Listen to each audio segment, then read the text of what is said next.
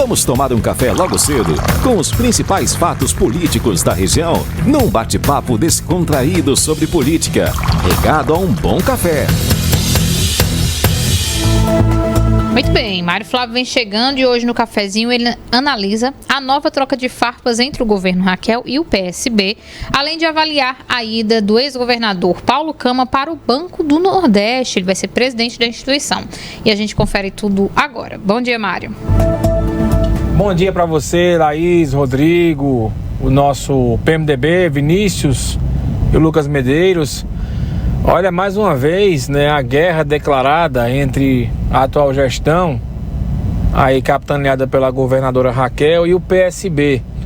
Ontem, né, o governo emitiu uma nota enviada à imprensa criticando aí como encontrou os cofres públicos e dizendo que o governo anterior deixou 395 milhões de reais em caixa, mas que desse montante aí 330 milhões de reais já estavam comprometidos.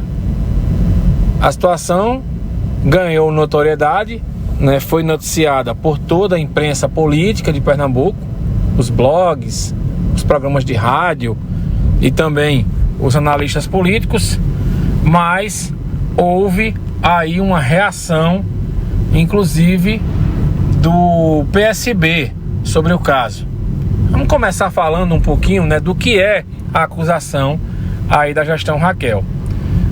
O governo apresentou um relatório, que esse relatório ele faz as contas, né, relativo ao último trimestre do ano de 2022.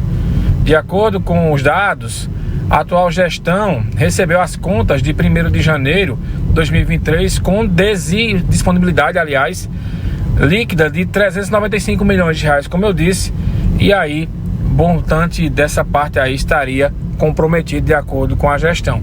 Isso aí, né, inviabiliza, de acordo aí com o governo Raquel, investimentos em algumas áreas, né, e também em algumas obras que o governo quer fazer. Vale lembrar que no começo do ano e também inclusive antes de assumir, a gestão atual disse que estaria preocupada com o fato de parte dos recursos estarem sendo retidos aí para não poder fazer alguns investimentos. De acordo com o relatório que foi publicado ontem, que foi divulgado, o déficit deixado pela gestão Paulo Câmara do PSB foi de 567 milhões de reais. Inclusive, fala em descumprimento da meta fiscal estabelecida pela própria gestão Paulo Câmara, que foi de 479 milhões. Então, essas acusações, elas foram ontem reveladas, ontem à tarde, e aí vai render muito pano para manga. Inclusive, o secretário da Fazenda, Wilson José de Paula, diz que o resultado foi recebido e carrega várias consequências. Ele diz o seguinte, abre aspas, o quadro apresentado gerará impacto no selo CAPAG, mas a gestão da governadora Raquel já está aí tomando as providências para minimizar a situação. A reação foi forte e coube ao presidente do PSB estadual, o deputado eleito que vai assumir no dia 1º, Silênio Guedes, rebater. Ele disse que a gestão da governadora Raquel Lira tenta aí subestimar, né, a inteligência das pessoas quando afirma que a administração do PSB entregou esse déficit. E aí as críticas de Silênio, elas não param por aí, né? Abre aspas. Quem tem conhecimentos básicos de contas públicas sabe que não se pode avaliar a saúde financeira de um ente federativo analisando um ano isoladamente. O superávit de 2 bilhões registrado em 2021 não é computado orçamentariamente no ano passado, mas foi utilizado em 2022. A situação financeira do Estado é a melhor dos últimos 30 anos. O governo de Pernambuco fechou 2022 com 2,51 bilhões em caixa e 3,4 bilhões em operações de crédito, disse Silênio Guedes. Para mostrar que a guerra é mesmo para valer e não vai ser apenas de palavras, o presidente do PSB comparou a situação apresentada pelo governo de Pernambuco ontem com a do fim da gestão do ex-governador João Lira Neto, que é pai de Raquel em 2014. Abre aspas. Pela mesma régua usada pela administração atual, Pernambuco teve ao fim daquele ano resultado orçamentário negativo de 1,03 bilhão, infinitivamente superior ao apresentado hoje, de menos 27 milhões. Fecha aspas.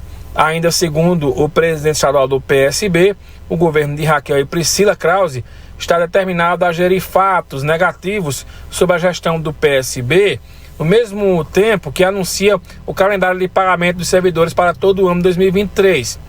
Previsibilidade que é incompatível com um cenário de déficit, como que a governadora e a vice-governadora buscam propagar de acordo com o Sileno Guedes.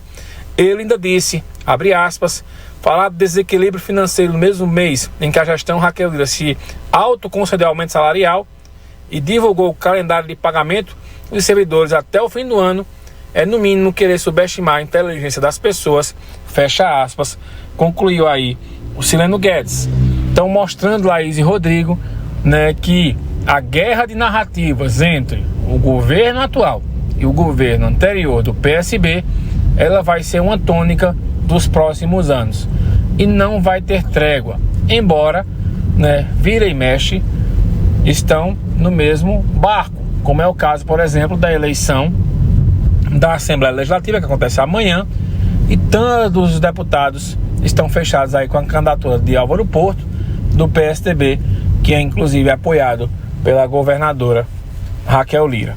Então é um cenário de guerra fria, digamos assim, mas uma guerra de palavras, com o governo atual apresentando relatórios com críticas ao governo anterior e o governo anterior se defendendo da mesma maneira. Ainda no campo político, que envolve, de certa maneira, o governador Paulo Câmara, ontem foi confirmada a indicação dele para comandar o Banco do Nordeste. Aqui o BNB é um dos bancos que propiciam aí, né, disponibilidade de crédito e tem uma ação muito forte no Nordeste. E aí ficou entendido, Laís Rodrigo, porque o ex-governador Paulo Câmara, ele pediu a desfiliação do PSB.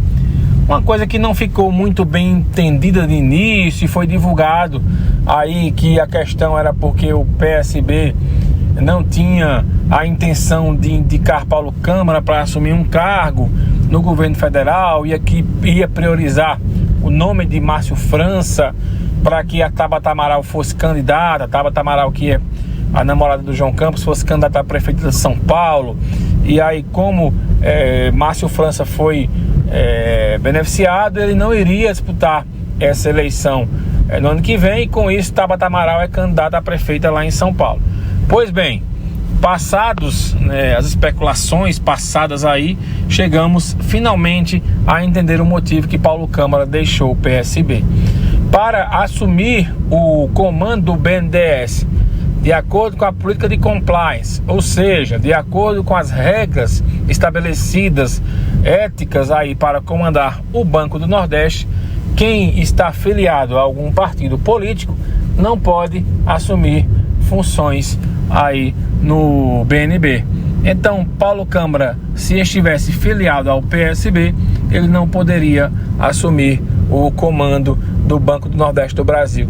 Então, por isso, ele acabou assinando a desfiliação do PSB sem fazer críticas ao partido, e o partido, inclusive, emitiu uma nota agradecendo a Paulo Câmara o tempo que ele esteve filiado ao PSB.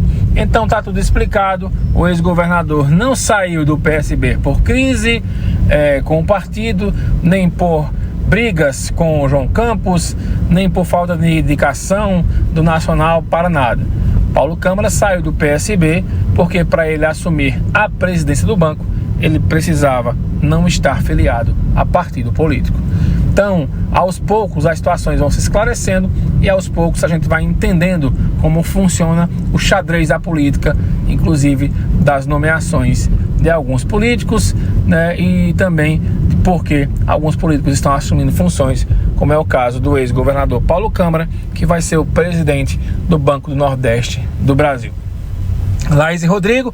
Eu volto daqui a pouco no Manhã Cidade, hoje, né, de maneira externa. Estaremos ao vivo aí participando do programa Mais das Óticas Asa Branca. Estarei nas Óticas Asa Branca e a Renata Torres aí no estúdio.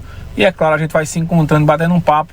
E às 10 horas a gente volta a falar de política. Eu, o professor Marco Aurélio, vamos falar sobre essa questão aí também, analisando, e sobre a eleição da mesa diretora da Assembleia Legislativa, que acontece amanhã, e também a eleição na Câmara dos Deputados e no Senado, tá? E claro, a gente vai trazer todas as informações para vocês. Eu vou ficando por aqui no cafezinho e a gente se encontra amanhã aqui com a expectativa da eleição da mesa diretora. Um excelente terça-feira para vocês e até lá.